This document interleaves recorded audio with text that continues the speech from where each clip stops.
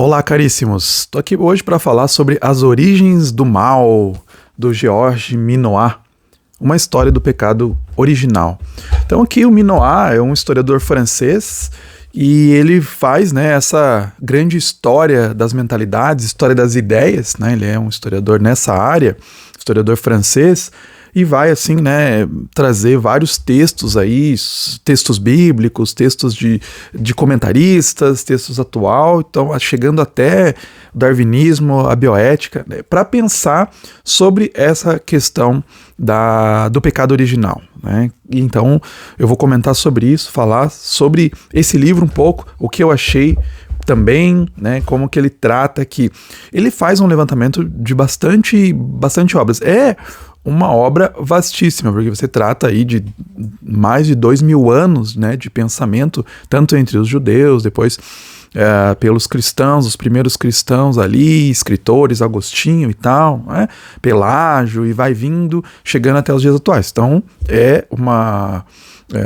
coisa monstruosa até para você lidar com isso, Então uma que a gente chama em história, de longa duração. Então você vai ver aí autores como Jean Delumeau, Jacques Le Goff, que vão fazer essa longa duração, apesar de que esses autores que eu mencionei, eles ficam mais focados ali na Idade Média, Já o Minoir aqui, ele vai tratar desse período vastíssimo.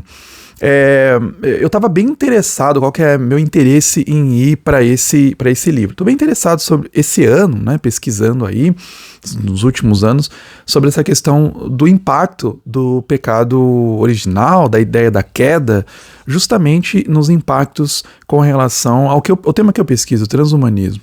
Porque os autores que eu estudo, o Tolkien, o Lewis, mesmo os transhumanistas ali, desse período, no início do século XX e até meados do século XX, eles têm essa questão do problema da queda bastante presente. E tem essa negação, e me interessou já quando eu vi o sumário, porque você vai vendo no sumário, ele vai falando, desde lá de Gênesis, depois a teologia, vai passando Paulo e Agostinho, depois na Idade Média, então ele vai passando, vai indo na modernidade, aí chegando já no século XIX, aí o darwinismo aí ficou interessante para mim, porque a partir aí dessas questões, do darwinismo, muitos transhumanistas eles eram descendentes até diretos de grandes pensadores do darwinismo, por exemplo, Julian Huxley,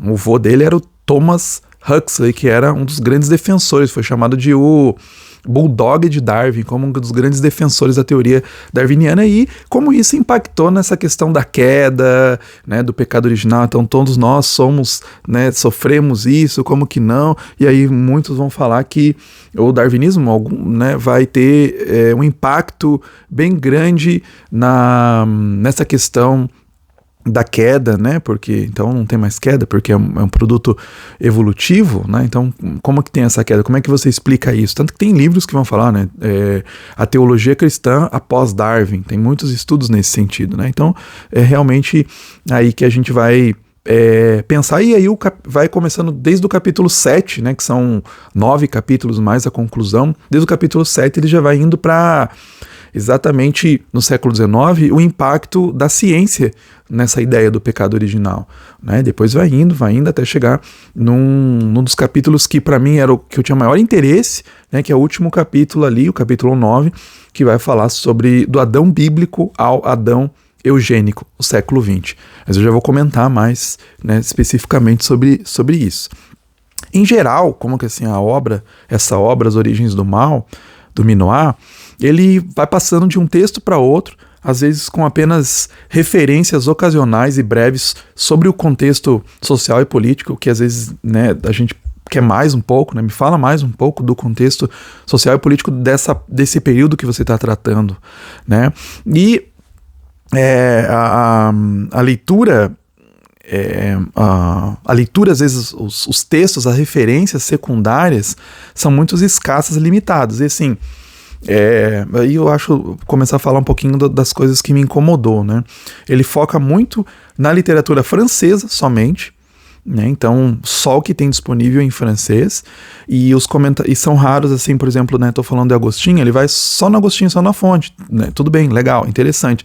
Só que aí não vê outros comentadores, outros autores. Às vezes eu senti que ele tem uma crítica bastante aos autores cristãos, tá? Você vai perceber isso, se você for lendo, você vai perceber isso ao longo de toda a obra.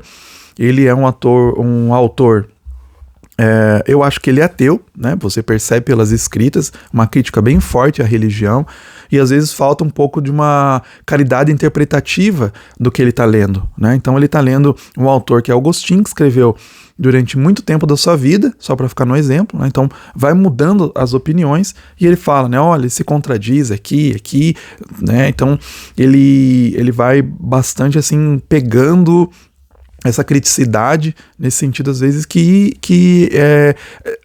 ele deixou de lado um vasto campo interpretativo, né, por exemplo, de autores que estudaram sobre Agostinho, né, sobre autores, então, por exemplo, né, você vai lá estudar sobre Agostinho, você pega, né, a biografia do Agostinho, né, você pega autores que interpretaram isso.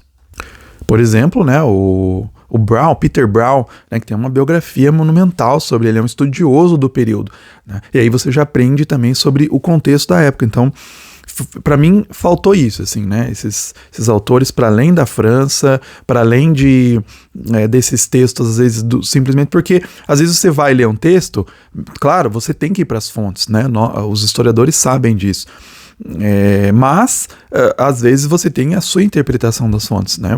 É muito difícil você ser um autor que vai ter um domínio de um período de história de mais de 2000 anos de história, né? Você tem os seus períodos. Então, por exemplo, você pega os autores, você vai lá, como eu citei, Jacques Le Goff, Idade Média. O cara estudou a vida inteira a Idade Média, o foco dele é a Idade Média. Agora, quando você pega um vasto período, é interessante, tá? Eu gosto de ler livros assim, mas eu acho difícil o autor dominar todos os períodos.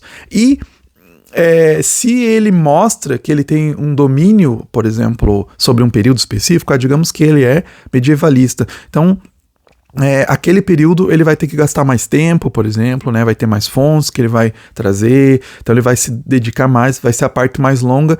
Então, numa obra como essa, não dá. O autor ele tem que realmente aplainar, digamos assim, planificar os capítulos, né? Ele não pode deixar um capítulo, mesmo que ele seja especialista num capítulo específico, mais longo do que os outros. Ele tem que planificar, ele tem que deixar mais ou menos todos os capítulos semelhantes, inclusive a quantidade de fontes que ele vai utilizar, né? Nessa metodologia, então, é bem perigosa, assim, né? Bem difícil. É um terreno pantanoso bem complexo quando você escolhe tratar um vasto período. E você tem limites, né? Não dá para você, né, numa obra vasta dessa, falando a história do pecado original, né, que tem aí em torno de, deixa eu ver quantas páginas aqui, 600 páginas, nem isso, 400 páginas, tá?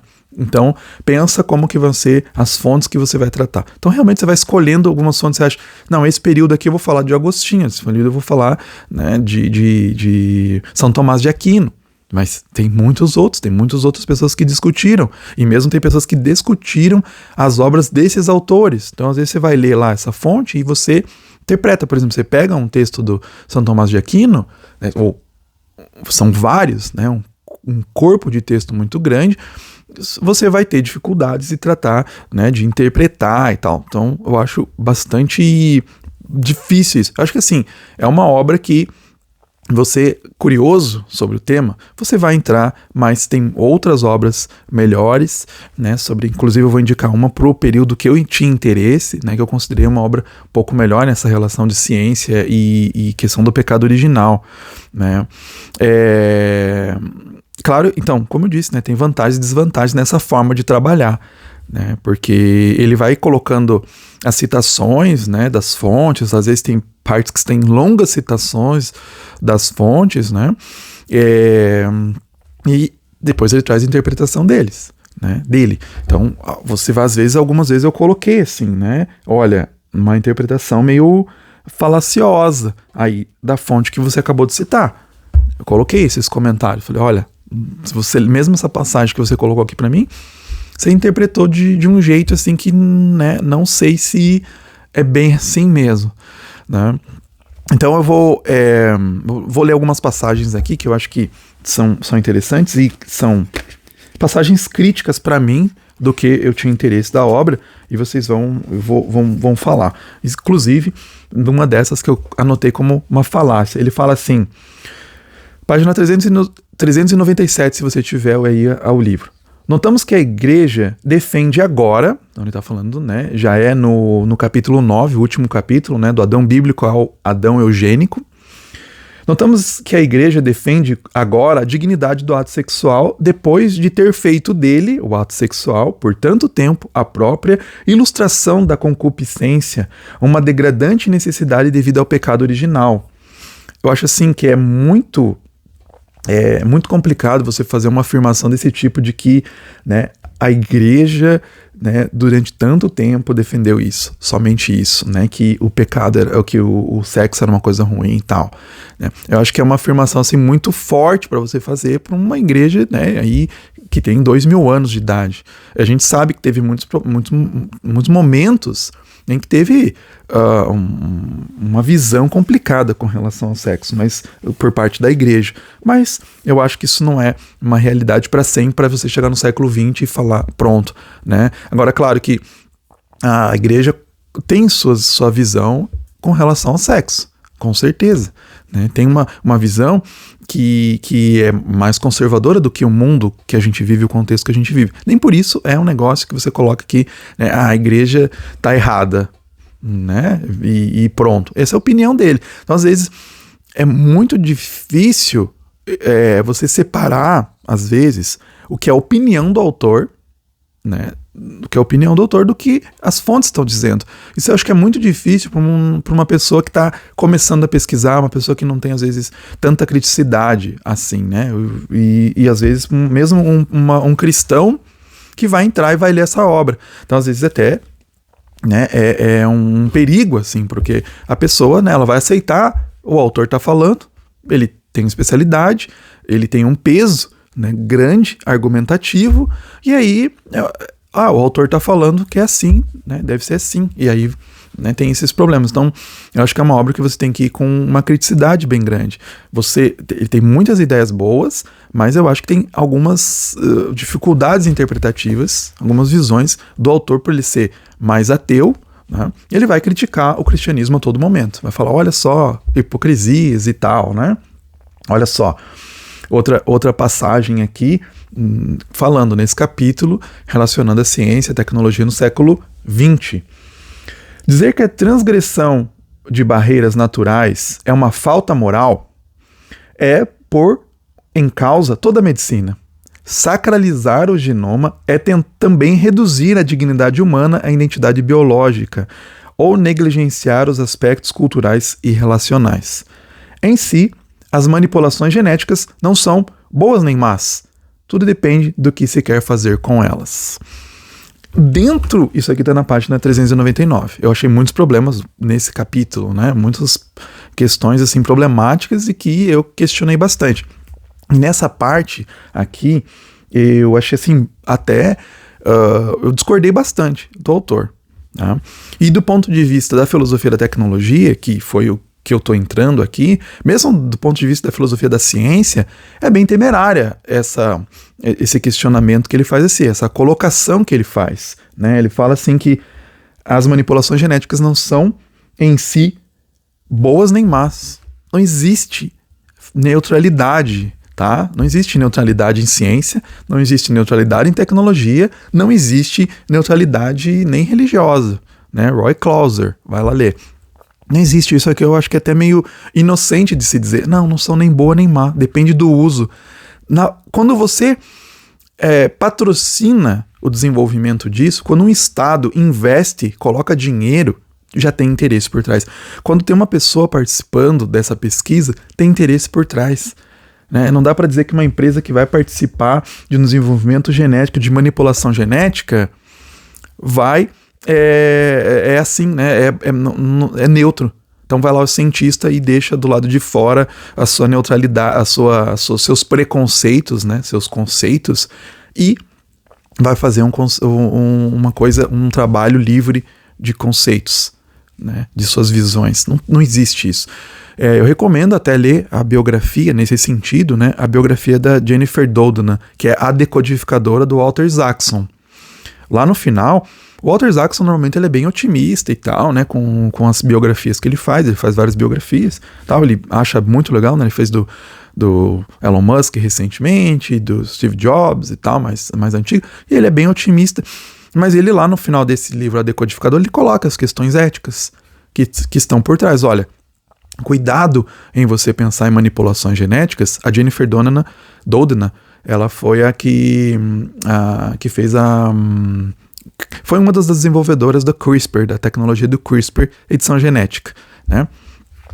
E então ele vai falando vários problemas que você pode pensar aí em você fazer uma manipulação genética. Então você fazer uma manipulação genética, por exemplo, eu quero na área de saúde, né? A pessoa lá vai ter um câncer, você faz esses testes de maneira bem precoce e a pessoa tem uma grande tendência a ter um câncer, então você faz uma edição genética para ela não desenvolver esse câncer, tá?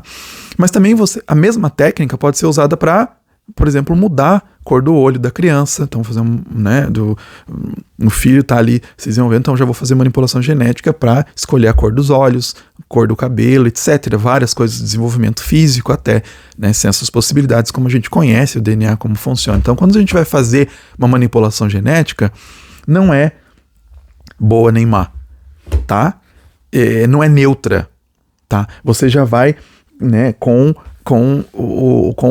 um pensamento por trás. Claro, nesse sentido, não quer dizer que o cara é maléfico, né, a pessoa vai fazer coisas ruins, não nesse sentido, mas não é neutro, tá? Não é neutro. Quando você está fazendo, você já tem uma predisposição, uma noção do que você está fazendo, que eles já tem um interesse por trás. Então não dá para dizer isso, né, que a neutralidade. Então tem que tomar cuidado com isso, né, com essa visão neutra que se tem com relação à manipulação genética. Ele é bem favorável, tá, com manipulação genética. E assim, ele fala até alguns pontos como se fosse um atraso e como se o cristianismo tivesse, com suas percepções de queda, de dignidade humana, o cristianismo está brecando o desenvolvimento tecnológico. Essa é uma visão que muitos autores não cristãos colocam, né? A moralidade cristã ela atrasa o desenvolvimento científico e tecnológico, né? Então essa é a visão do Minoa, tá? Essa é a visão que, né, discordo bastante. E aí quando ele vai falando sobre eugenia, até me assustou bastante o posicionamento dele. Tá? Ele, resumindo, ele é a favor da eugenia. Claro, tem, veja bem, né, o tipo de eugenia e tal, mas ele é a favor. Eu vou citar algumas aqui. Olha só. A eugenia, página 412. A eugenia pode exercer uma grande influência sobre o destino das raças civilizadas. Na verdade, jamais se regrará a produção dos humanos como aquela dos animais. Não obstante, né, apesar disso, será possível impedir a propagação dos loucos e dos fracos de espírito. Aqui ele está citando um autor, ele está fazendo uma citação de um outro autor, mas ele coloca como ele concordando com isso. Tá? Um autor que publicou ali em 1935, que era uma época que, né, a eugenia, muita gente era favorável, né? Os autores que eu estudo lá, os transhumanistas, né, o Julian Huxley, outros autores ali eram muito favoráveis à eugenia. Então, esse autor, ele vai colocando, né, essa citação. Então, olha só, né, então vamos pensar na eugenia como uma coisa boa. E olha só, daí ele fala, isso aqui é das palavras do Minoa. A moral cristã tradicional, que protege os fracos, é antinatural e leva ao declínio da espécie. Tá? Então, assim, esse tipo de citação me preocupa bastante, porque é aquele argumento, né? O cristianismo está travando, né? Está travando o desenvolvimento tecnológico, está travando. Então, ele está falando assim, a moral cristã é contra a eugenia, e a eugenia é uma coisa boa, uma coisa necessária, porque a gente não pode deixar que, né, alguns fracos vão se desenvolvendo. E ele cita, inclusive, nessa nota do que eu falei, ele coloca a nota como o do Skinner, B.F. Skinner, que num livro Além da Liberdade e da Dignidade, ele fala assim, se a nossa cultura, isso em nota de rodapé, se nossa cultura continuar a considerar que a liberdade e a dignidade são os valores principais, Olha o que ele está falando. Se a nossa cultura continuar a considerar que a liberdade e a dignidade são valores principais, em vez da sobrevida, então é possível que uma outra cultura tome o lugar no futuro. Tá? Então, o que ele está dizendo aqui? A gente tem que tirar a liberdade e a dignidade, porque isso está afetando o desenvolvimento tecnológico, então, para a gente evoluir. Quando eu estudo os desenvolvimentos dos transhumanistas, os argumentos dos transhumanistas, eles falam nesses mesmos termos, tá? Inclusive tem muita relação com o Skinner, que vem ali na década de 30, 40, e os transhumanistas que já vinham se desenvolvendo desde os 1920, né, o transhumanismo moderno, eles vão também chegar e apoiar e gostar das ideias do Skinner, né? Inclusive que vai ser influente no desenvolvimento da cibernética. Então, assim, né? Veja o argumento aonde está indo. Então, você tem todo esse desenvolvimento no livro do Minoá, das origens do mal, desenvolvimento do pecado original, né? E ele vai mostrando, na verdade, ele quer demonstrar que é uma grande besteira, o pecado original. Tá? É isso que é a grande defesa. É um conto, um mito, a gente tem que se livrar desse mito, tá? Esse mito cristão do pecado original, porque só está trazendo atraso. Nós devemos evoluir, sair disso do pecado. Nós não temos esse pecado original, não temos essa queda, não tem essa ideia de que tudo que a gente faz agora é decaído, né? Tudo que a gente faz é problemático por causa da queda. Então nós não vamos fazer coisas perfeitas, nós temos um câncer, nós temos limitações na nossa idade, na nossa vida que a gente vai viver, a gente vai ter doenças, também as coisas que a gente fizer socialmente, né? Por exemplo, as nossas sociedades vão ser imperfeitas porque a gente caiu, a gente é decaído, então a gente vai ser sempre, a gente pode tentar melhorar um pouco a natureza humana, no sentido de construir coisas, né, fazer um óculos para enxergar melhor, fazer próteses e tal, mas a gente sabe, os cristãos sabem que essa ideia do progresso é uma grande falácia e a gente não vai se tornar perfeito, não vai chegar esse paraíso que se imagina, que alguns transhumanistas trazem, né, de que a gente vai trazer com as nossas próprias forças o paraíso. As promessas cristãs, né, então são secularizadas, deixa de lado esse mito cristão, né, e vamos aí trazer o paraíso pelos nossos próprios esforços, através da ciência e da tecnologia. Então os transhumanistas não. E o Minoá eu considero um transhumanista. Ele defende, ele considera, concorda com as ideias transhumanistas aqui, principalmente nesse último capítulo. Tá? Então, e assim, um dos grandes ataques que o transhumanismo sofria desde o início, e eles não viam com problemas isso, era a ideia da eugenia. Tá? Os primeiros transhumanistas, inclusive, eles defendiam. Julian Huxley escreveu falando a favor da eugenia. Depois, quando se descobre os campos nazistas, né, as prisões, né, o que foi causado aos judeus, via que era, ou não só judeus, outros grupos também, começou a criticar bastante e aí caiu um pouco de moda a eugenia, mas sobreviveu, algumas pessoas defendem. E mesmo que os transhumanistas tentaram se livrar dessa visão, os humanistas modernos, mais atuais, né, como o Nick Bostrom, o Savulesco, tentaram se deixar de lado essa ideia eugênica. Você vai ler os livros deles, você vai ver a visão deles, é profundamente eugênica. O Michael Sandel, naquele livro Contra a Perfeição, ele não é cristão, mas ele é um crítico, o Sandel, né? É um crítico do transhumanismo e ele vai falar, é um movimento eugenista. Tá? E o Minoá, ele é eugenista. Se você lê o final aqui, você fica assim bem de cara mesmo, como ele é bastante eugenista. Olha só, deixa eu ler mais uma parte aqui, onde ele vai citando uma eugenia. Ele cita o Pierre Levy, que é um outro escritor do mundo cibernético e tal, que o Pierre Levy, ele fala sobre, tem que diferenciar a eugenia totalitária que impõe para uma eugenia individual, quer dizer, a própria pessoa se impõe. Então, eu vou causar, eu tenho um gene ruim, digamos assim, né, que vai poder passar algumas doenças, como síndrome de Down, ou, né, para minha prole, para os meus filhos. Então, eu vou fazer uma eugenia individual, eu mesmo não vou procriar, né? Então, já dessa forma. Então, olha só a frase que ele fala aqui, na página 415, o Georges Minoat. A eugenia em geral continua a ser objeto de uma fobia ideológica. Então, é uma fobia, é um medo. Os cristãos, né, ou a sociedade tem esse temor da eugenia, mas não devia ser assim, porque não é uma coisa tão ruim, né? Ele fala assim, é demonizada a eugenia. Então, você fica assim lendo essas partes e você vai vendo assim que realmente ele é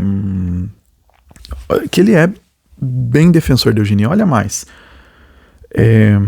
No entanto, não seria o maior abuso da potência criadora o dos pais que tomam responsabilidade de pôr deficientes no mundo, sob o pretexto de que serão capazes de lhe fornecer todo o amor e de que precisarão?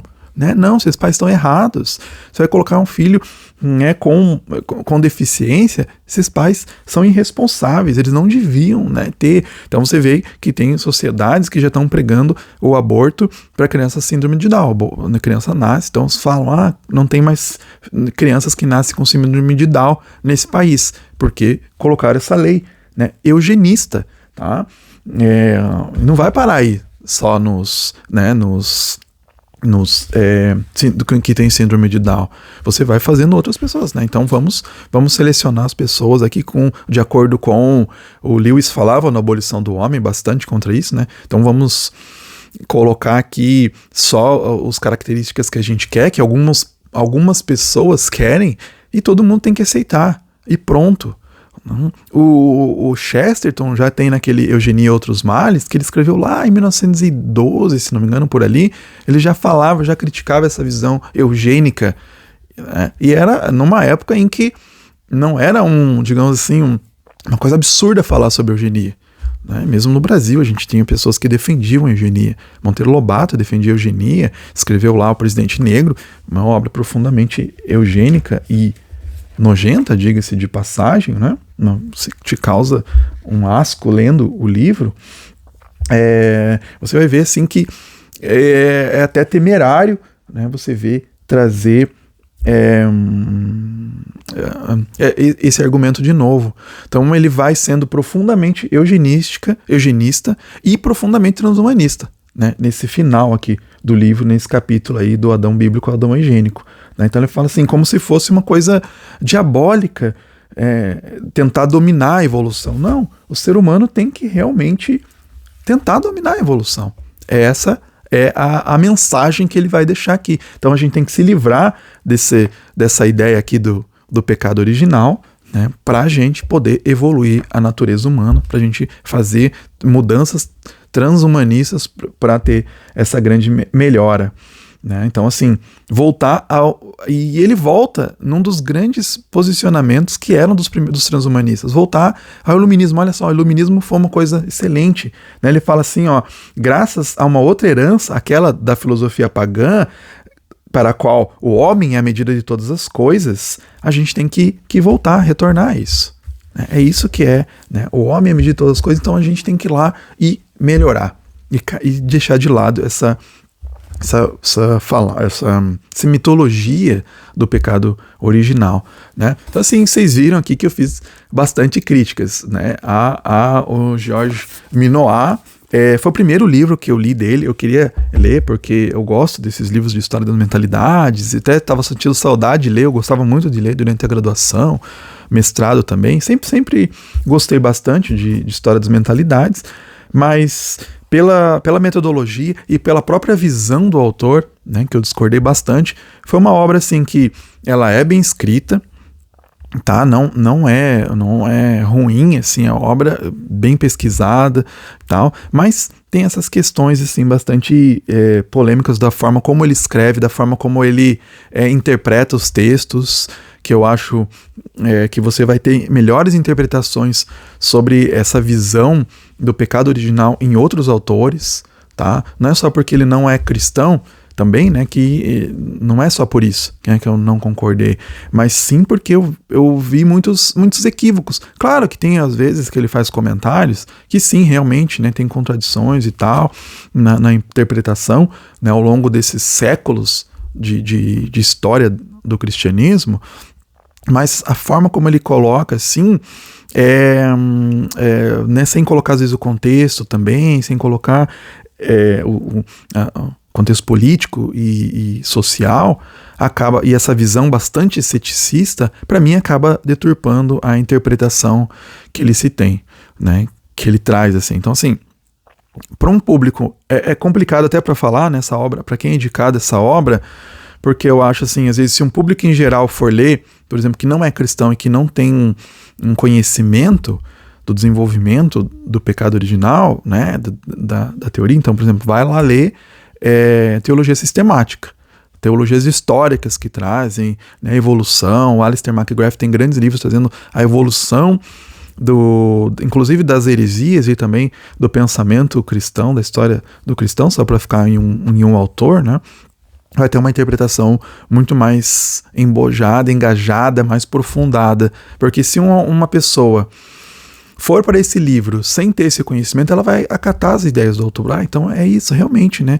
O pecado original barrou o desenvolvimento tecnológico e científico, e a gente tem que, olha só, ele vai indo para essa área que qual que é o nosso passo? Nós temos que modificar, sem perceber, ironicamente, que o início, as promessas, olha só que interessante isso, as promessas por Adão são as promessas que o transhumanismo vai fazer depois, que né, qual que eram as promessas por Adão? As promessas da tentação, né? Vocês vão ser como deuses, para Adão e Eva, vocês vão ser como deuses e vocês não vão morrer. São umas grandes promessas que o transhumanismo faz até hoje. Tanto que, né, o Harari tem o livro Homo Deus. Vocês vão se tornar deuses, vocês não vão mais morrer. São as promessas que o diabo, a serpente, fez para Adão e Eva. Tá? Então, assim, e no final ele termina exatamente, né, no capítulo fazendo essa, digamos assim, aceitando essa promessa do transhumanismo. Você vai ter vida longa, você pode se tornar imortal, você vai se tornar um Deus se você deixar de lado essas ideias, nas palavras do Georges Minoat, essas ideias, esses mitos. Tá? Olha só como é irônico tudo isso, né? A maneira como acaba o livro. Então, assim, eu recomendo esse livro para pessoas que estão estudando sobre o tema, né, e querem às vezes uma outra visão, né, e ver assim, tá, né, olha só, um ponto de vista, mas eu tenho dificuldade em recomendar esse livro para qualquer pessoa, tá, leia. A pessoa vai ser, né, às vezes pode ser abalada até, né, porque o autor escreve bem, ele carrega grandes citações, né, muitos autores, que dá às vezes essa ilusão de que ele domina totalmente todo o assunto. E não, às vezes ele interpreta mal. Tá? Todo mundo pode cair, né, interpretar errado. Mas assim, muitas vezes eu vejo essa interpretação dele, dessa visão ateísta do mundo. Então pensa assim, é um autor ateu falando sobre a religião. Então você sabe que vai ser tendencioso para um lado. Tá? E então fica a minha recomendação nesse sentido, né, esses cuidados que você deve ter.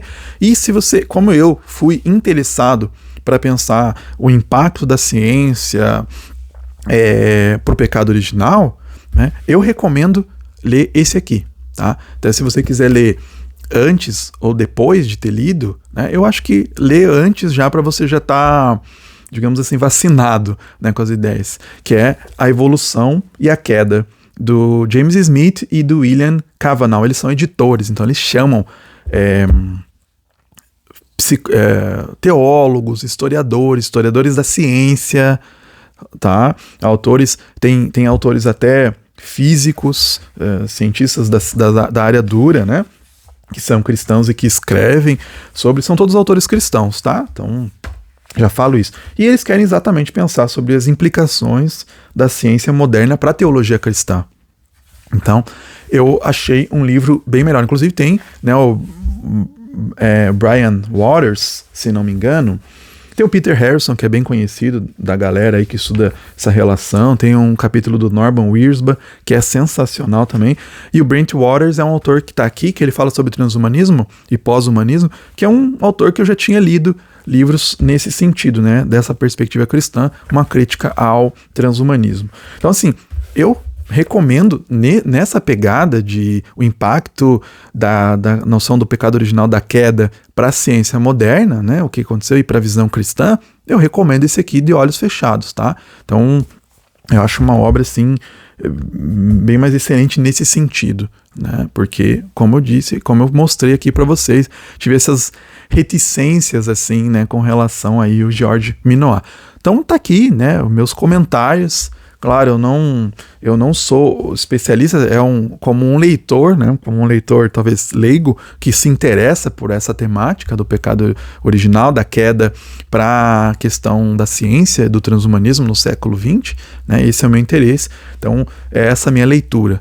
Fica aqui, né? Aí fica por sua responsabilidade ler esse livro.